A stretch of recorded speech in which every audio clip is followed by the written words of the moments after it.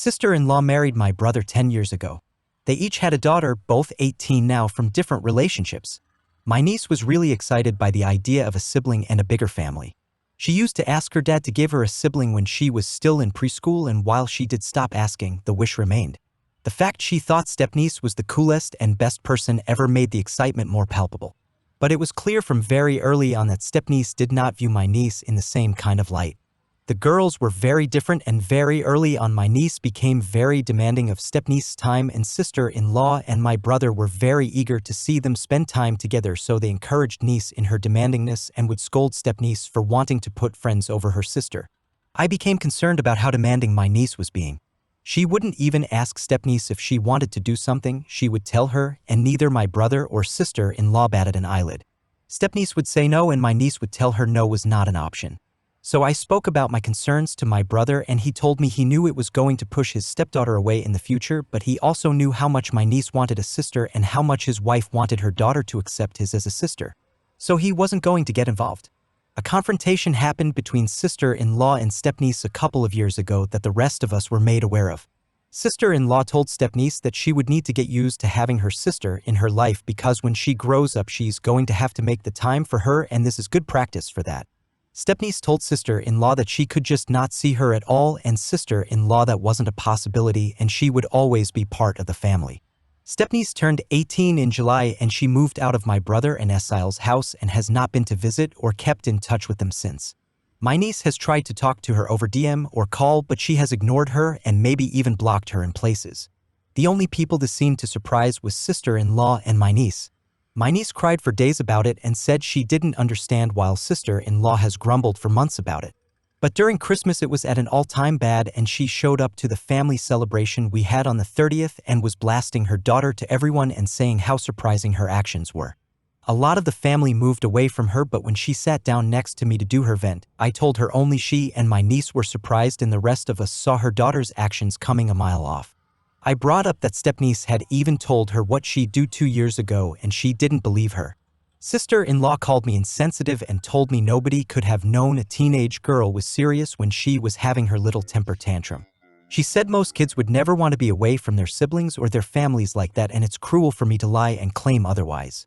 Comment 1. NTA step-parents like her, they destroy their families by trying to force them to become more perfectly bonded than is reasonable. Every day here there is a story of clueless parents trying to force step-kids to love their new relatives. Every day it ends in disaster. Every day, parents who try to force their new family to blend into the fantasy family they imagine. Every day there is a frustrated and baffled step-parent, and/or a frustrated and angry stepchild. Parents who are so wrapped up in their new partner that their kids can go to hell if they don't feel the same. You said the simple truth that she needed to hear. And somehow that makes you the bad guy. These people, you can't reach them, you can't reason with them. Op comment. It always seems worse when it comes directly from the kid's bio parent too. My step-niece's background is pretty traumatic honestly, and then for her mom to marry my brother and try to force her to have this specific relationship that simply didn't work for my step-niece the way it did for my niece. I always felt bad for her because she wasn't ever mean about wanting to spend time with her friends instead, or not wanting to do something she disliked. But still took her ability to choose most of the time. Comment 2. NTA. Sounds like your niece had a history of being bossy and ignoring the consequences of that caused this situation to happen. She needs to be more respectful of people's boundaries in the future, I suspect. My daughter was born Sept. 2022. My MIL got engaged recently, and her anniversary is Sept. 2021. She wants to have her wedding on Sept. 2025, which would be my daughter's 3rd birthday. I don't really like the idea of it, considering we wouldn't be able to celebrate her 3rd birthday on the actual day. And going forward, her anniversary will be the same day, and I feel like she would rather celebrate that instead. We also go to Disney World for my daughter's birthday, so we aren't typically even in the same state during this time. MIL knows this. I don't know if I should say something. She did text me saying I hope you're okay with me choosing the wedding date for September 20th, and I want to say something back but not sure if I should? Please be honest but be nice. Thanks for your opinions. Edit. I realized I should have been more detailed. My husband does feel the exact same way as I do. This is her second wedding. She had an affair and cheated on my husband's father with the person she is now engaged to. So she is now marrying her affair partner. I didn't even realize their anniversary date is September 20th, until a week ago. So basically her anniversary date is the day her affair started. Since she was sneaking around with this guy, she never announced an anniversary date until just now. Also, when I said we typically go to Disney World for her birthday every year, I meant we go that same week in September every year, and have done so since 2018. Except for 2022 because I was giving birth lol, my daughter just happened to be born that same time. Thanks everyone for your input. Comment 1. You do not have to celebrate your daughter's birthday on the actual date. You can always have cake and ice cream on her birthday and go to Disney World before or after September 20th. The best response is to inform your mill that you will be out of town on that date. She can decide if she wants to change her wedding date to accommodate your travel plans. Does your husband agree with potentially missing his mother's wedding? OP comment. Yes, he feels the same exact way. He doesn't care if we miss the wedding since his mother had an affair and cheated on his father, and is now engaged to guy she was sneaking around with. Comment 2. She's giving you over a year and a half's notice.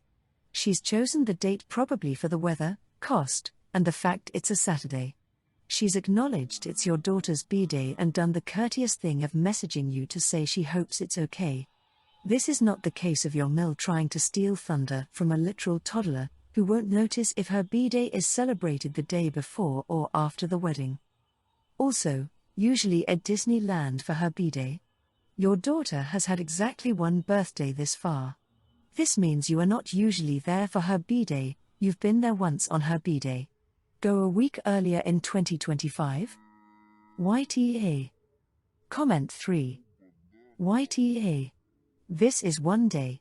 You will not be expected to drop everything for your mother's anniversary every year. Do you expect her to go to Disney every year for your daughter's birthday? Your daughter will not remember this one birthday, whether she's invited to the wedding or not. I also notice that you don't mention your husband at all. Is this only your feeling on this? My legal name is Flora, not Florence. My parents chose to use just Flora when I was born and I always liked my name a lot. But for most of my life I have been Florrie to most people. Even at work my co-workers call me Florrie. I will answer to either Flora or Florrie. And some people prefer to call me Flora, which I'm totally fine with. But ever since I first met my in-laws 2 years ago they have been so weird about my name. They started out by asking me 100 times if my name was actually Florence. Then they asked me why my parents chose to give me a nickname, Flora, as a legal name instead of the full name Florence and call me Flora instead. But what really bothers them is the fact I use Florrie and somewhat prefer it over Flora. They told me they cannot understand a professional woman using such a juvenile-sounding name. They said every time they hear the name they expect a 6-year-old and not a 28-year-old woman. My husband has been wonderful about shutting them down and telling them to stop and calling them out on being disrespectful. We have distanced ourselves from his parents due to this. But now whenever we see them at family functions they call me Florence. First time I really hoped they were talking to someone else. But no, it was me. My husband told me to ignore them if I wanted and so I did. My husband's siblings all think their parents are being ridiculous and all of them call me Florrie in an effort to piss their parents off. Some used to call me Flora and Florrie but even Flora doesn't exist to them now lol. We were all together for a New Year's party and my husband's parents brought some friends. They and their friends all called me childish, among other things, for refusing to answer to Florence. My husband got so annoyed he went over to tell them they were being ridiculous when Florence isn't even my name. They told him Florence could be seen as just another nickname and I am being unreasonable and rude. I felt very called out, but honestly the anger and way they talked about me made me question if I am being a tad unreasonable and if I shouldn't just let them call me Florence. Comment 1. NTA, you call people the name they want to be called. Period. My mother made the mistake of not correcting a nickname with her in-laws, and 50 years later they still call her it. She doesn't like it, but it's not a big enough deal to her to bring it up. But it's basically the opposite of your issue. If her name was Florence, she prefers that, will accept Flora, but hates Flory. The fact that you have the siblings all following your wishes should be pretty damn clear to the parents they are in the wrong. Comment 2. NTA. I hate people like this. I have a name that can be turned into a few different nicknames, one of which I hate. And some people think it's hilarious to use that nickname to refer to me because they decided it's silly for me to dislike it. It is so incredibly disrespectful to call someone by not their name and to continue to do so after you've asked them to stop. They are being unreasonable and rude to not respect you enough to call you by your actual name. Comment 3. I would get packets about dementia and have an intervention. I'm so concerned that you cannot remember a name. Your memories are having issues, and I think you need to seek help.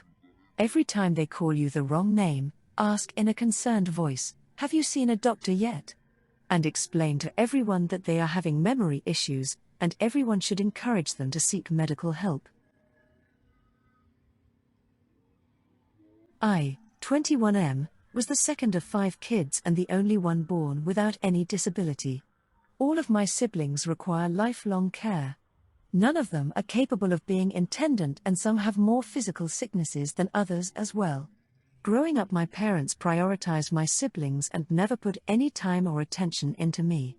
I was expected to be okay missing out on everything, and my parents' excuse for my lack of opportunity was that they had no money, or they would straight up say I didn't need to have those things in my life.